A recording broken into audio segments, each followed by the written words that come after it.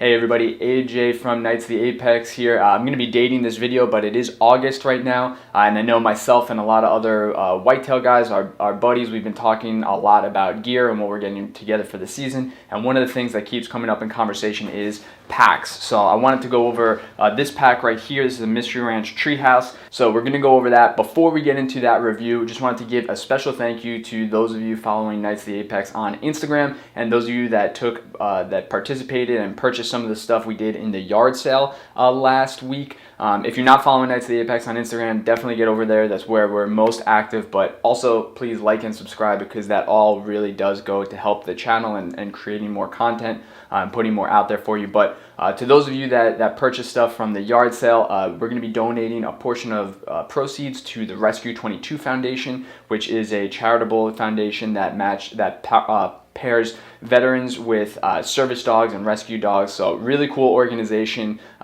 Really happy to cut a check to them, and looking to do more stuff like that in the future. If you want to support the channel, the rest of the funds will actually go to support the channel. If you want to support the channel in other ways, we've got swag like hats and other stuff on the Knights of the Apex website. I'll have a link below for that. And every year I pick a new organization to donate 10% of the proceeds to from the web store. So last year we did the boot campaign.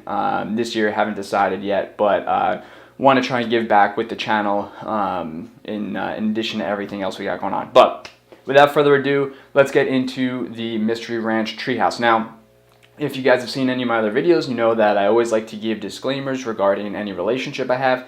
Easy one for this. I purchased this pack with my own money. I want to say last springtime. Don't know anyone over at Mystery Ranch, so as far as my personal biases towards this pack, I've run a good deal of different backpacks over the years, doing various different things, and I'm not really biased towards any of them. Backpacks are one of those things where it either meets your needs or it doesn't, or you gotta, usually like everything else in archery, you have to compromise in one area to gain in another one. So we'll talk about that. I figured the best way to do that is I actually just loaded up this pack how I would pretty much bring it into the woods in late October, early November. So what I'm gonna do is I'm actually gonna move the camera and we're gonna go through and unpack this, and I'm going to cover some of the features, what I found to like and not like, and actually explain why I'm going to be using a different pack for tree stand hunting this year. So yeah, let's get into that. Okay, so this pack, you've got a lid. You can see that this thing's pretty stuffed right now. You'll see in a minute why. As far as the design itself, most of the pack is Cordura. You've got some panels that have like a stretchy elastic type material. The water bottle holders on the side are partially like that. Really, rugged design. The thing is very durable. I beat this thing up. You can see when it's filled, it does kind of stand on its own, which is actually really nice. One thing that I'll say right off the bat that I wish that they had done, that is something that Sitka and some other companies do, is I wish they had reinforced or double paneled this bottom right here, because I do find that when I get back to the truck or the Ranger or whatever horse I rode in on, figurative horse, not a real horse. But I wish that they had reinforced this bottom panel right here, either with a tougher material or some sort of padding or something. Just for comparison, you can see right here, this is a Sitka Ascent 12 pack. You can see it's all beaten up. This is the one that I had at Total Archery Challenge, and it's kind of my go-to day pack. And I'll talk a little bit about that pack in a second. But yeah, one thing you can see, I haven't torn through anywhere, but you might be able to see on camera there's definitely some sections of wear, and I feel like this is kind of a weak point on the pack, but it hasn't failed me yet. As far as the frame, there is an internal adjustable frame, adequate padding. This thing's super comfortable to walk around with all day. I actually did wear this for 2 days of Total Archery Challenge last year, and it was super comfortable. What I did not like, and you can maybe see this, I'll show it off more in a second when this thing is empty, but there is an internal kind of box frame that gives the pack some rigidity to it, and that's what helps keep the whole thing open when it's hanging and when you're in a tree stand. The downside to that is you can't compress this pack when it's not full. Regardless, it's not made, this thing is not made for hiking around the mountains. This thing is made for, you know, hanging in a tree stand. It does have these tie down straps so that you could put a like a more lightweight stand on top of this and carry it into the woods with you, or your bow or something like that. I have retained my bow with these straps. It's okay. I kind of prefer having a top strap too, to just hang on the cam and limbs. But let's get into the pack itself. So there's a less elastic pocket right here.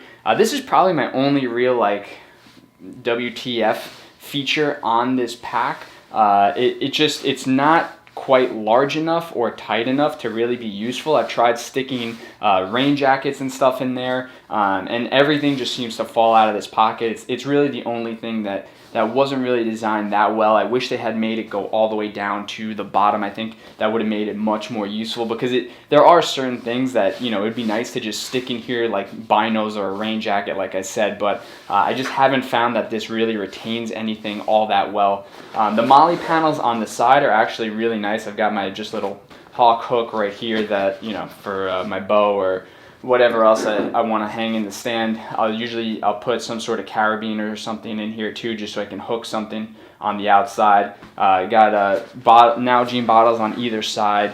You know, in hotter weather, or if you got to deal with mosquitoes a lot, I'll throw a Thermacell in there. As far as the little pockets on the side, they are pretty tiny. You know, I'll keep my lights in one side, so flashlight and headlamp in one side, and then on the other I'll usually put some like windicator, maybe my release. I'll usually keep my rangefinder with my binos, and that's usually on my chest. But moving over to the top, the lid is actually really nice. So the lid you access from this zipper right here. I've got my snacks, my cell phone, my grunt call. What's nice about this lid is there's two clips on either side right here, so you can cinch the lid down nice and tight. There's also a silent little retaining hook right here, so if you just want to flip it over and close it, this does keep the lid you know, closed. It is pretty secure. But what's really nice about the lid too, I'm getting tangled up in my cords, is when you flip it out, the zipper pocket on the inside, and I just dropped, you got to make sure that this thing's closed before you flip it out. I just dropped my grunt tube, but this zip pocket on the inside gives you access to the inside of the lid pocket. So if when you hang this thing in a tree stand, right, by the carry handle, you can just flip this open. This thing kind of works as like a little shelf, and you can access everything you want to access, have it right there in the top, very easy. Now you can see I have this thing loaded. The actual main compartment itself is loaded. There's zippers on either side that run the length of the pack. More or less, it's about like, I'd say maybe 9/10 of the way down the side of the pack. But what that does is, if you don't have these retention straps right here on, the pack will open up. So it opens up and gives you easy access to everything on the inside without it opening up so much that it completely unfolds. There are actually some stays in there to keep this panel in place and not completely unfold. So you still can silently access everything that's in the pack without rubbing against the internals. Now for me, when I have this packed, just like how I would walk into the woods, walk into my stand, I keep my heavier garments in here, and I'll walk in just like a sweatshirt and some base layers. So I've got my first light. I believe this jacket's actually discontinued. They replaced it with the Sanctuary, but I've got my first light jacket in there, my heavy winter jacket, and then my Sanctuary bib. This is their late season bib pant that First Light makes. So you can see big, fluffy, heavy clothing, and it all fits in there perfectly fine. So looking down into the pack, right, you've got some additional molly webbing in here if you want to clip some other accessories in there. You've got an additional little stash pocket right here for your keys. I'll usually I've got my little like my kill kit, my little bow medical kit, and anything else that's kind of small that I just want to stash in there. You could kind of, I use these lids sort of interchangeably sometimes. They're both really easy to access, so I haven't found a preference. The pockets on the inside, they're smaller than they look. They actually funnel down at the bottom. Now, the nice thing about them funneling down, they don't have a ton of space, but the nice thing about the funnel is anything you drop in there, it keeps nice and tight to the frame of the pack. So when you're walking in the woods, you don't have the contents of your pack rattling around. So really nice silent system. You can see this is all nice and open. So if you can imagine this thing hanging from the handle in your tree stand next to you, really easy to get in, access everything. You're not doing a whole lot of fumbling around.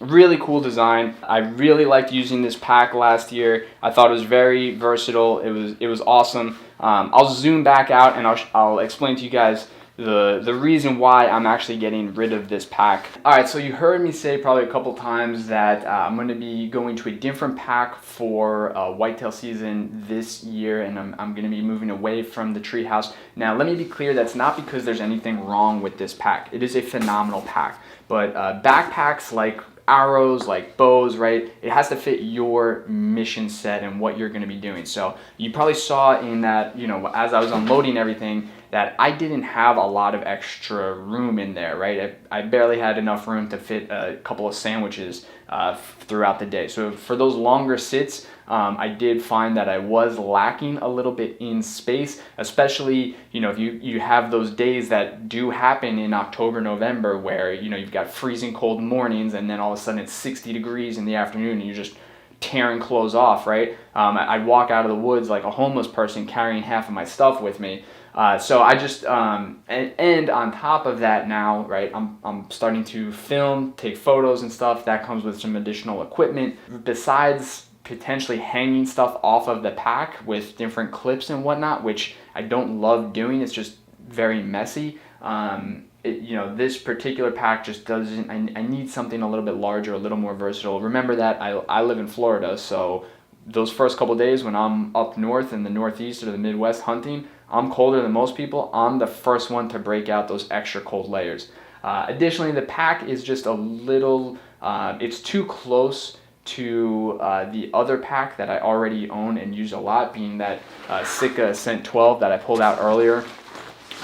Believe it or not, even though this looks like a much smaller pack, it's got a lot of very similar features, and this is something that, because it doesn't have the frame, I can cinch it down nice and small. It's perfect for like total archery challenge, day trips, especially hunting here in Florida where I don't need to pack a whole lot of stuff. I can just throw a bladder and some small items in here. It's got a little bit more versatility as far as pockets and whatnot go. And that pack's been on the market for years, and it's held up really well. So yeah, a little too close, doesn't quite meet my specific needs, but still phenomenal pack, phenomenal product. It's held up really well, very durable. So great option, just didn't really meet what I was kind of looking for out of my pack. But of the whitetail specific kind of mid-size packs, this is definitely one of my favorite options out there, and for sure worth checking out.